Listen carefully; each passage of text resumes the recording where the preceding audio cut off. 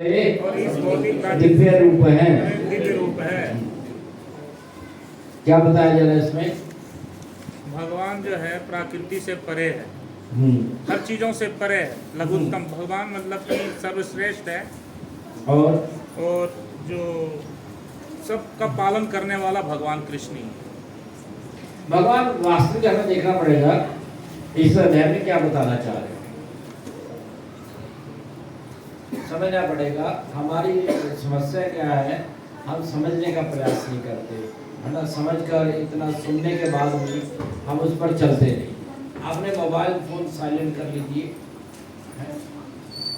हमारी मनुष्य की जो सबसे बड़ी समस्या वो ये है, उसको पता भी चल जाए कि ये वास्तविकता है, ये सही है, उस रास्ते पर नहीं चलता, वो अपने मनोधर्म से चलता है। मनुष्य की सबसे बड़ी समस्या ये है ना। अब कई बार भक्तों में भी देखा गया, भक्ति में आने के बाद भी वो मनोधर्म से चलते हैं। आगे दीक्षा मिलेगी, 16 वाला भी कर रहे हैं। अब एक टाइम में ऐसा आता है, बड़े सुस्त से हो जाते हैं, आलस्य आ जाता है उनके अंदर, है ना। कोई रुचि नहीं रहती उनको, एक मजबूरी बन जाती है उनके लिए भक्ति। तो मजबूरी में भगवान की प्राप्ति नहीं होती है, मजबूरी में भक्ति नहीं होती है। भक्ति होती है रुचि से।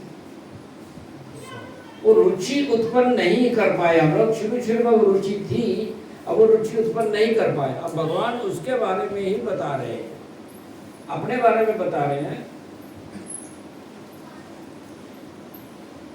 या भगवत प्राप्ति कैसे कर सकते हो, अर्थात मुझे प्राप्त कैसे कर सकते हैं। अब कौन होगा मुझे बताइए, एक तरह सरल रास्ता बताइए। कौन है इस संसार के अंदर जो हमारा इतना हित चाहेगा कि स्वयं हमें बताए। माता पिता भी अपने बच्चों को नहीं बताते हैं कि भैया तो मेरा प्रिय कैसे बन सकता है। यहाँ तो भगवान है, भगवान स्वयं बता रहे हैं। अब सोचिए, पर फिर भी हम भगवान का प्रिय बनना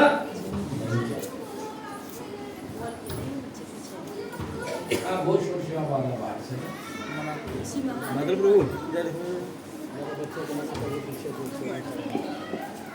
बच्चे लोग को मना कर दो, थोड़ा दूर खेल लेंगे, खेलने से मना मत करो।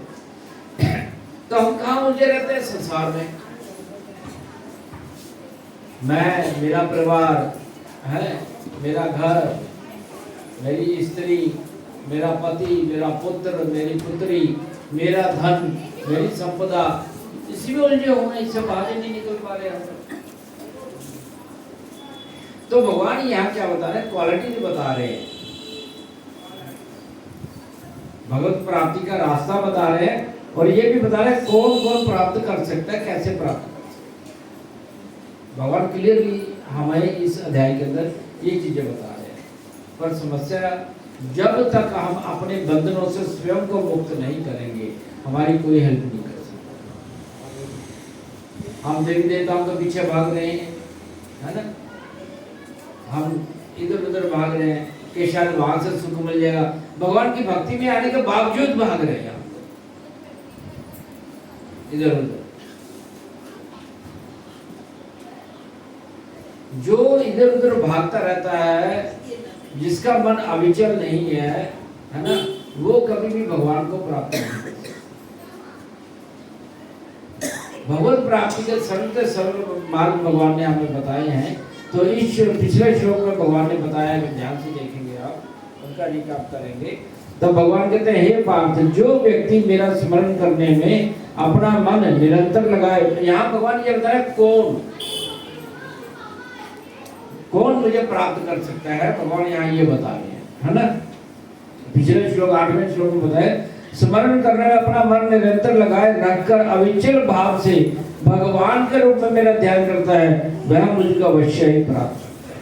अब पहले तो ये मानना होगा कृष्ण ही भगवान है और उसी रूप में भगवान का ध्यान करना होगा, अविचल मन से, चंचल मन से नहीं। आज यहाँ कल वहां, परसों वहां, परसों वहां, और चौकट पे घूमते रहते हैं, है ना। हम इसी दुनिया में, संसार में फंसे हुए हैं, उससे बाहर निकलते नहीं। अविचल मन से जो भगवान को स्मरण करता है, हमेशा स्मरण करता है, भगवान का हमेशा चिंतन करता है, वही भगवान को प्राप्त करता है। भगवान यहाँ पे क्लियर भगवत प्राप्ति का रास्ता हमें दिखा रहे हैं, हमें सुझा रहे हैं, हमें दिखा रहे हैं। बाकी तो अगर संसार के अंदर देखें, पारिवारिक उलझने सबके साथ है। ऐसा कोई जीव नहीं है जिसके साथ पारिवारिक उलझने नहीं है, पर हम उससे बाहर ना निकले तो फिर ये हमारी मूर्खता है। भगवान ने नहीं उलझाया हुआ, हमने स्वयं को उलझा रखा है ना। उससे बाहर निकलना होगा, उससे ऊपर उठना होगा और भगवान की भक्ति करनी होगी अविचल भाव से। जब तक हम अविचल भाव से भगवान की भक्ति नहीं करेंगे, भगवान को प्राप्त नहीं कर सकते। मैं देख रहा हूँ बहुत से लोगों ने, हम काफी समय से कई सालों से ये चीज देखते थे, लोग आते हैं पहले तो बड़ा उत्साह दिखाते हैं दीक्षा लेने के टाइम, हर क्लास में आएंगे, हर कक्षा में आएंगे, हर जगह आएंगे, सेवा भी बड़ी बढ़ चढ़ के करेंगे। जब दीक्षा हो जाती है फिर उनको किसी से कोई मतलब नहीं रहता, भक्ति से भी मतलब नहीं रहता। नाम मिल गया, माला मिल गई, बस हो गया काम अपना। चलो दुकान पे बैठेंगे, 200-400 रुपया, 1000 रुपया, 2000 रुपया, 10,000, 20,000 फालतू कमाएंगे, पेट ही नहीं भर रहा।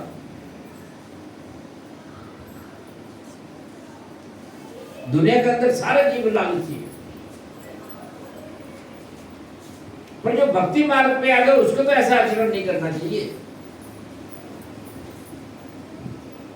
अगर भक्ति मार्ग में आने के बाद भी ये लालसाएं हमारी बनी हुई है तो हम भक्त बंधन से कभी छूट नहीं पाएंगे, चाहे वो पुरुष हो चाहे वो स्त्री हो। और जो अपने मनोधर्म से चलता है, आज यहाँ बैठ रहा हूँ, कल वहां बैठ रहा हूँ, इससे भी सुन लिया, इससे भी सुन लिया, आज प्रेमानंद महाराज के पास भी चलेगा, जिनके पास भी चलेगा, बुराई कोई नहीं है, पर आपको परंपरा में चलना पड़ेगा। जब तक आप एक पीछे रहे, आपकी पत्नी है दाएं बाएं भागती रही, आज इसके साथ, आज उसके साथ, आज उसके साथ, आज पुरुष तो पुरुष है? जब पुरुष ऐसा विचरण करता रहे तो क्या होगा उनका? कोई गति होगी? कोई सम्मान मिलेगा समाज में? कोई नहीं पूछेगा। फिर तो जब भक्ति के मार्ग पे चलते हैं तब भी वहां पे किसी एक